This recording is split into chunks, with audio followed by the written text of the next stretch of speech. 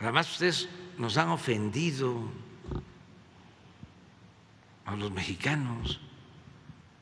¿Cómo es que se llevan de empleado a Felipe Calderón, que fue presidente de México, aún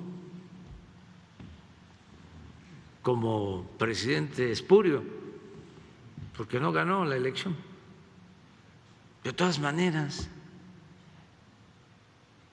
eso es una ofensa, eso es una práctica en España, que a dirigentes políticos los vuelven sus empleados.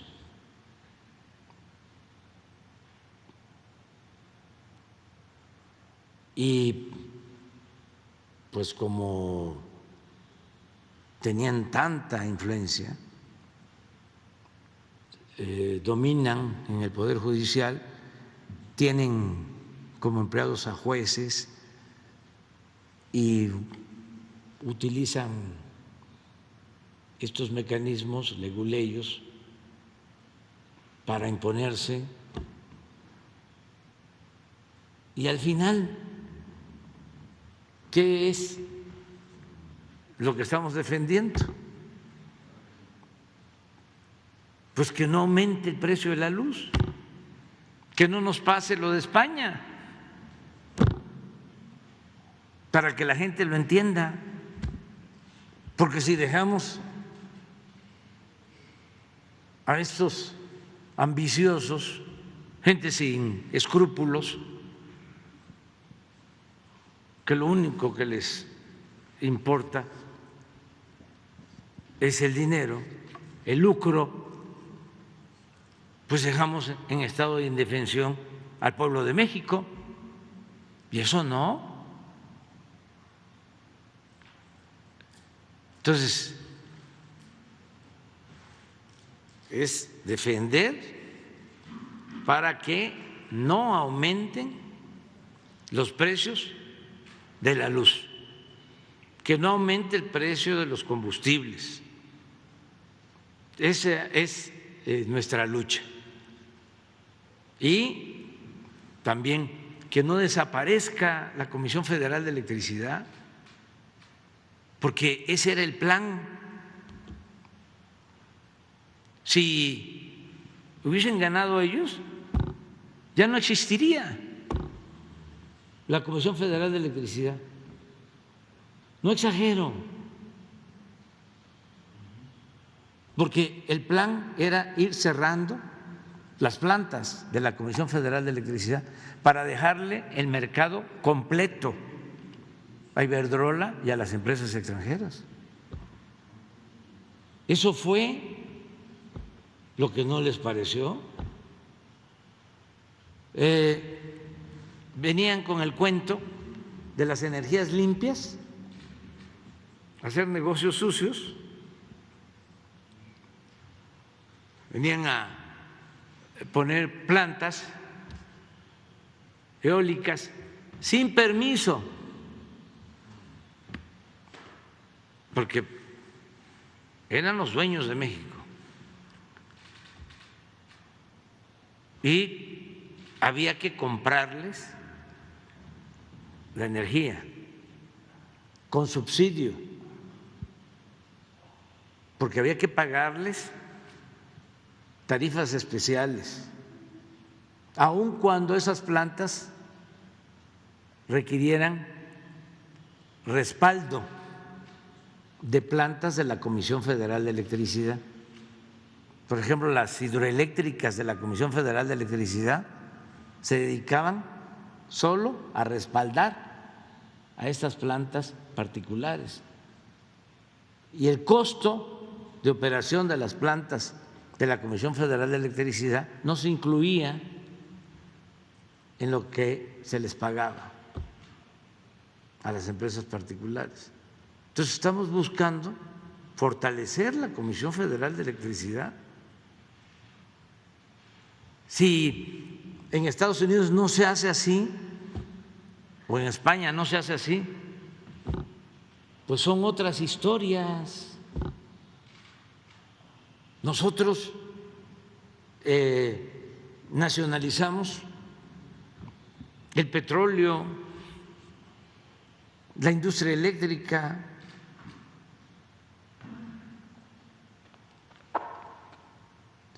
fueron luchas de nuestro pueblo y eso nos benefició mucho.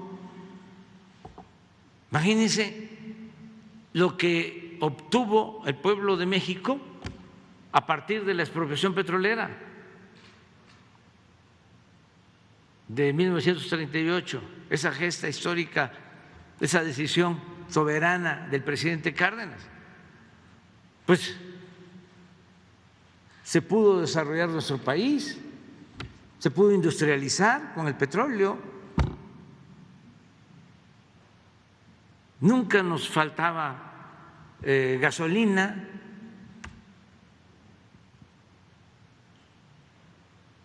éramos autosuficientes. No solo eso, cuando se empezó a vender petróleo, hasta el 40% del presupuesto nacional dependía de los ingresos petroleros. Gracias al dominio de la nación sobre el petróleo, se pudo financiar el presupuesto para el desarrollo de México durante décadas. En la industria eléctrica,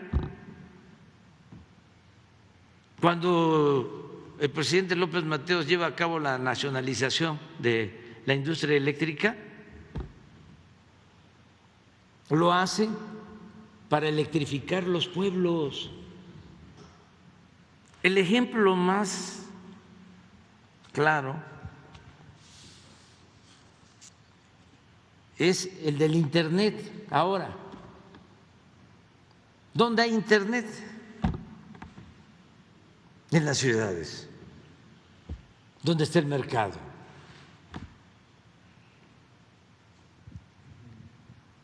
En los pueblos de México no hay Internet. Territorialmente hablando, hay Internet en el 20% del territorio nacional. En el 80% no hay Internet. Porque ni modo que van a poner antenas, van a poner fibra óptica los de las empresas de comunicación donde viven los pobres. No, no es negocio. Pues eso pasaba en los años anteriores a 1960 del siglo pasado, cuando se tomó la decisión de nacionalizar la industria eléctrica. No se hubiesen electrificado los pueblos. A partir de que se nacionaliza la industria eléctrica, se electrifican los pueblos de México, gracias a la Comisión Federal de Electricidad. Y estos apostando a destruir a esa empresa pública, eficiente, con trabajadores comprometidos. Nosotros padecemos de un huracán, el Ágata, desgraciadamente, que afectó las costas de Oaxaca. Arrasa, tumba toda la línea de transmisión, quedan los pueblos sin luz. En una semana se restablece el servicio por los trabajadores electricistas, por los técnicos mexicanos. Eso pasó también con el petróleo y sigue sucediendo. Estamos rescatando a México con los trabajadores. Entonces, si en Estados Unidos si en España, si en China, si en Rusia, si en Francia, si en Alemania actúan de otra manera, pues es otra historia, son condiciones distintas, era otra falla estructural del llamado modelo neoliberal. ¿Cómo se aplica una misma política en todo el mundo? Porque esto de las reformas estructurales era lo mismo en España que en Argentina, que en Chile, que en México, que en cualquier país. La misma receta, con realidades completamente distintas. ¿Cuál es nuestra agenda? Pues no es privatizar la educación, ni la salud, ni privatizar el petróleo. Esa era la agenda de las reformas estructurales. Ni congelar los salarios de los trabajadores. Nuestra agenda es